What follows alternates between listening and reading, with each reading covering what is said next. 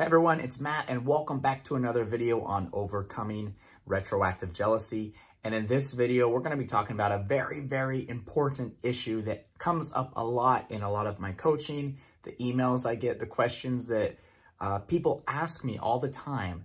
And that is, for retroactive jealousy sufferers, should we be placing or putting our relationships on temporary holds until we overcome retroactive jealousy? So for instance, if you're dating somebody and maybe the next logical step is to move in together, or the next logical step is to, get engaged, or, whatever the case is, meet the parents.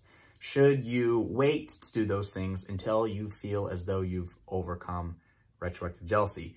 And I'll tell you flat out, I do not think you should ever put your life on hold for retroactive jealousy. And I'll actually give you 3 reasons why I'm actually against this method completely, 100%.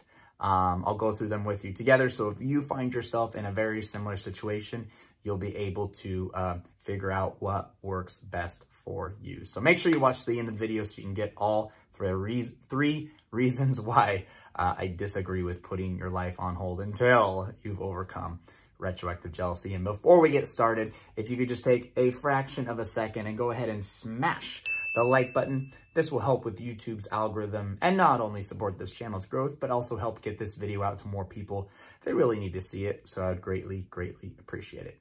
All right, let's go ahead and get started. So there was a point when I was in my relationship with my wife, before she was my wife, when we were just dating, where I was suffering very, very terribly from retroactive jealousy. Probably my worst that I had ever been up to that point, where I was getting,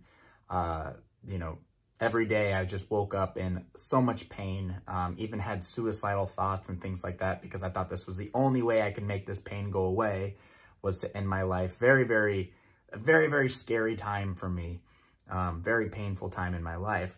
But still at the same time, I was progressing with my girlfriend at the time. And the next logical step was to get engaged. And we had talked about it a lot, especially to my wife from Brazil. So the sooner we kind of got married, the sooner we could wrap up with all the immigration stuff, and we could, enjoy our life together instead of worrying about when certain visas and things were going to expire. So we really wanted to do it.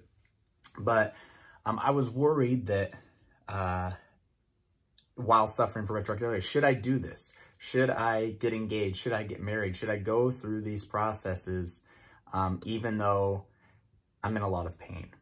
And I went back and forth on this, back and forth. And finally, me personally, I decided, you know what, I'm just going to jump the gun. Let's do it. And I proposed. I proposed to my girlfriend while suffering from retroactive jealousy. I remember the day in the morning, having a ton of really terrible, intrusive thoughts come in, but still kind of just being like, nope, I'm going to do this. I'm going to do this. I'm going to propose. I remember driving to the dinner where I ended up proposing, having intrusive retroactive jealousy thoughts during the drive. I remember all of this, but I just remember being like, no, I'm going to do this regardless of how I feel. I'm going to go through with this proposal. And I did. She said yes. A couple months later, we got married. The rest is history in that story. But looking back on this, was this a good idea for me to do? And, or should I have waited until I was completely free of retroactive jealousy before I, went through with this? Because, what if I never got over it? What if I was still suffering today? What if it was, something like a clashing of values, or something that I knew I wouldn't be able to overcome?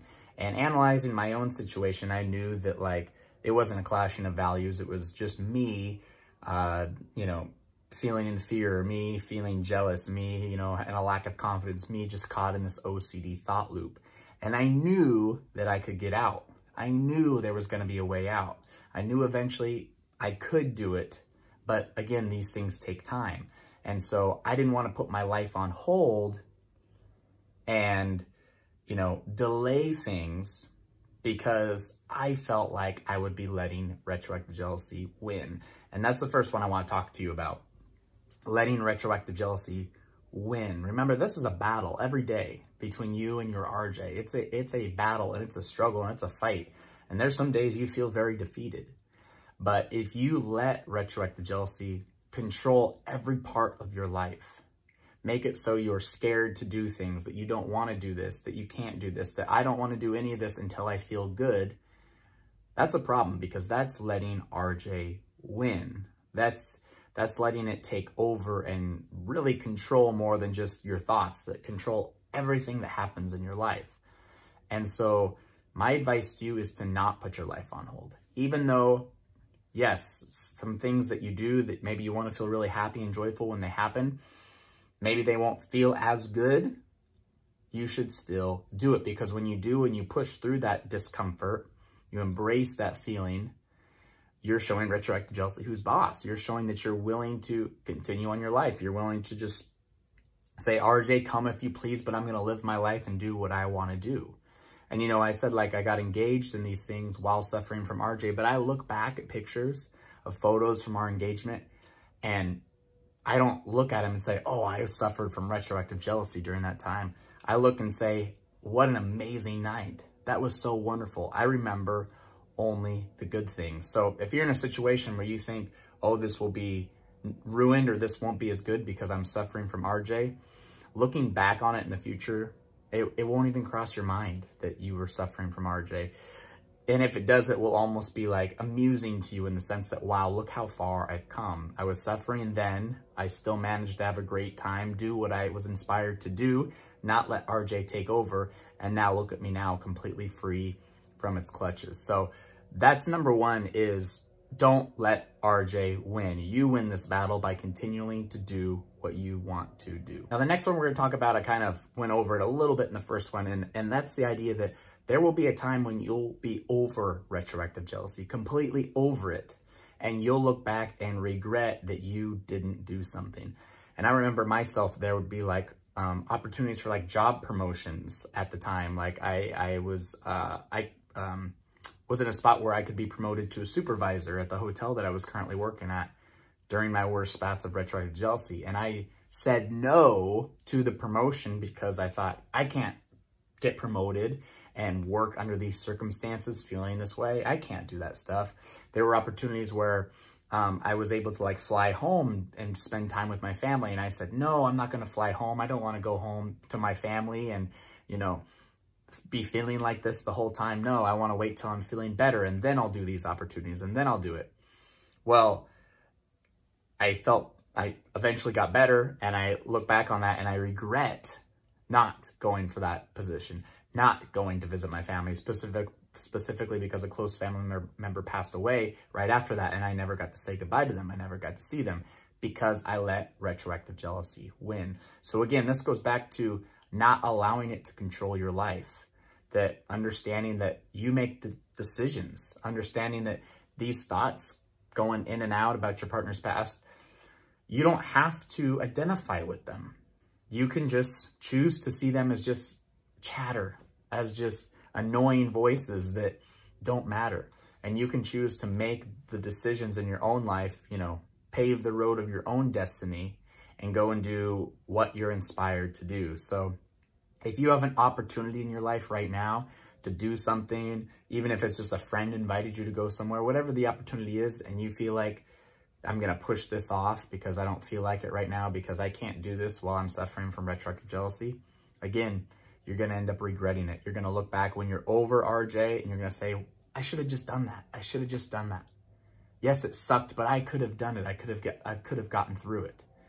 And again, it goes back to that, not letting it control your day, doing what you want to do. And I promise you, if you do what you want to do now, even when you don't feel like it, it's going to not only help you get over retroactive jealousy quicker, but in the future you that is cured from RJ, you'll look back and you'll thank your past self for giving into that discomfort, you know, feeling that discomfort, but still pushing on and doing what you wanted to do. And the last reason why you should not put your life or relationship on hold when it comes to your retroactive jealousy is simply because when you try to get over retroactive jealousy quickly, you get worse. It doesn't work. You really can't try to get over this fast. And that doesn't mean you won't get over it fast. I've seen a lot of people get over it very, very quickly.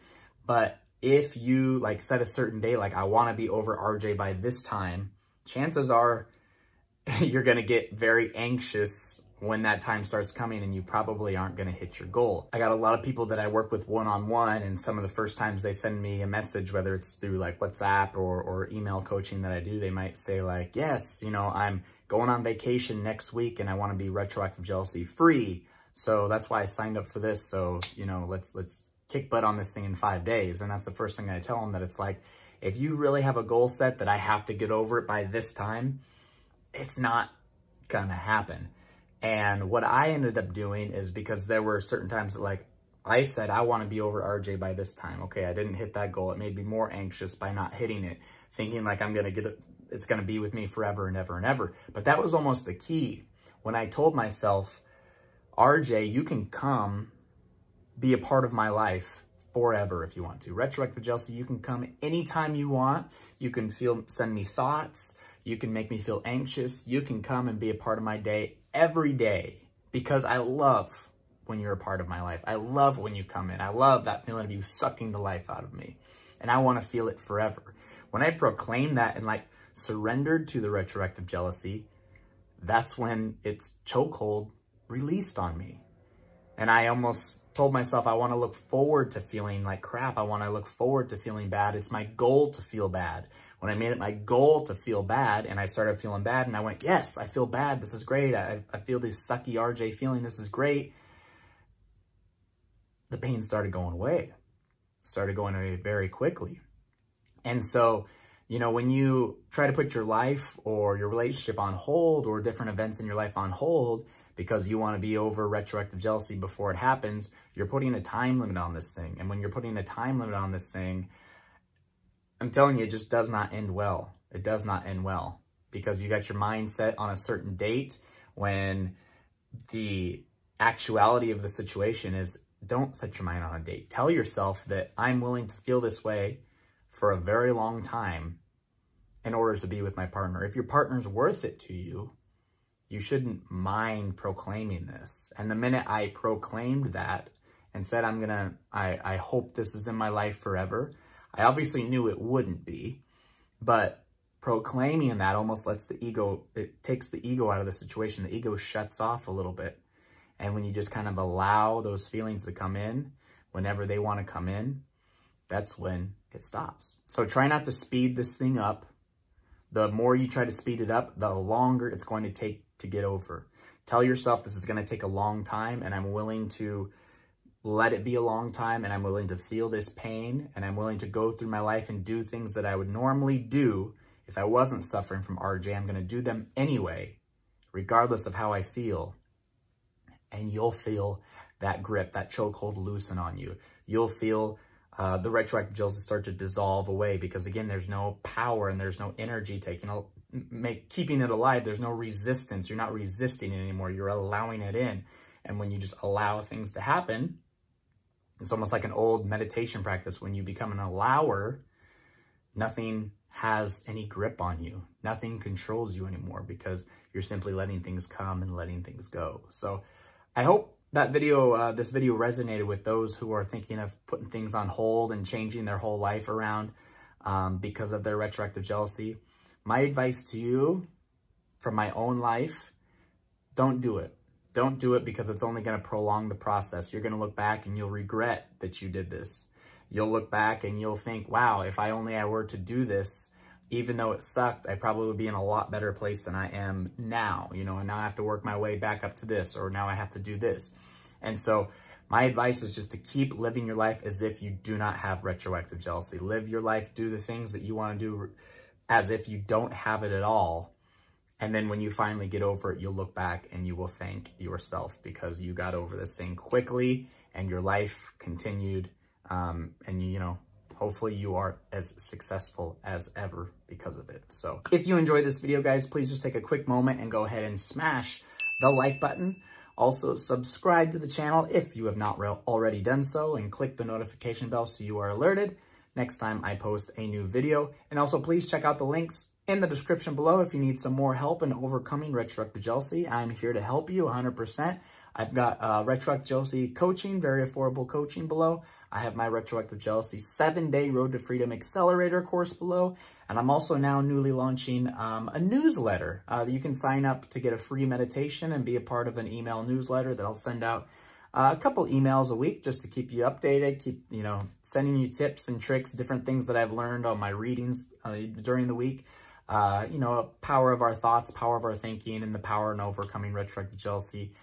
Sometimes these videos aren't enough to be able to share all that stuff. So if you'd like to be a part of the newsletter and join the email list, all that information is below as well. So thanks once again for watching, everyone, and we'll see you in the next video.